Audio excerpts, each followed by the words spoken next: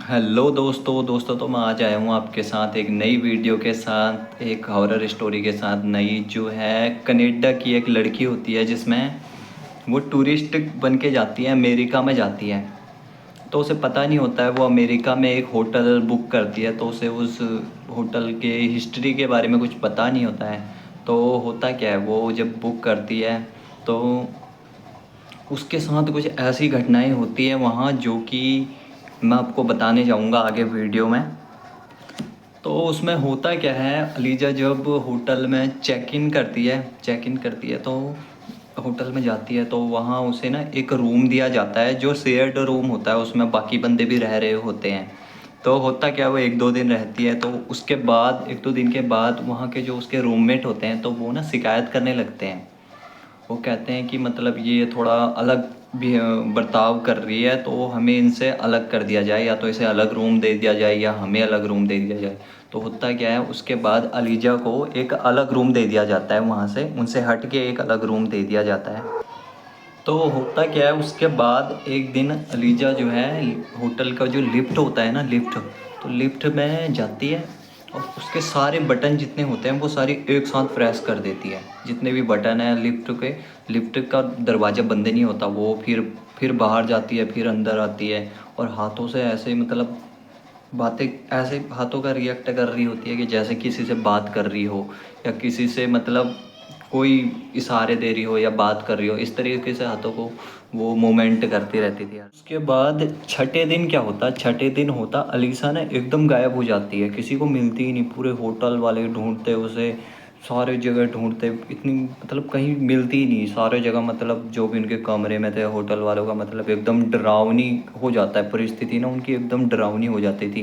तो मेहमानों को शिकायत, जो होटल में जो बाकी टूरिस्ट या लोग आए हुए होते हैं स्टे करे, उन्हें शिकायत होती है कि मतलब उनके टंकियों से जो पानी आ रहा है नहाने का या पीने का जो भी आ रहा है, वो ना थोड़ा गंदा आ रहा है, स्मेलिंग या फिर काला कलर का आ रहा है, वो आ रहा है।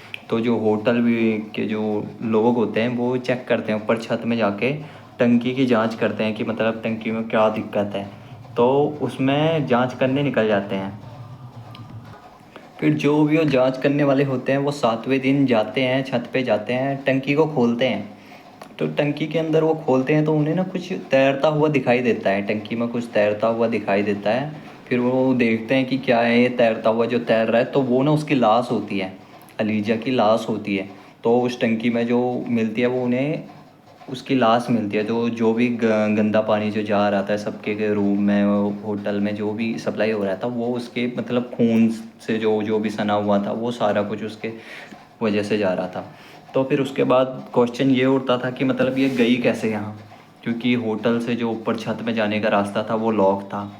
दूसरा, उसने जो सीसीटीवी में हरकतें करी थी, क्या उसने जो जो पहले जो हरकतें करी थी सीसीटीवी में, वो क्या वो छुपने के लिए की थी या कैसे की थी। और जो टैंक है उसका ढक्कन कैसे खोला उसने, क्योंकि वो ढक्कन इतना भारी था कि एक एक आदमी से तो उठता ही नहीं। वो उठाया तो उठाया कैसे, क्वेश्चन ये सारे कुछ उठ रहे थे।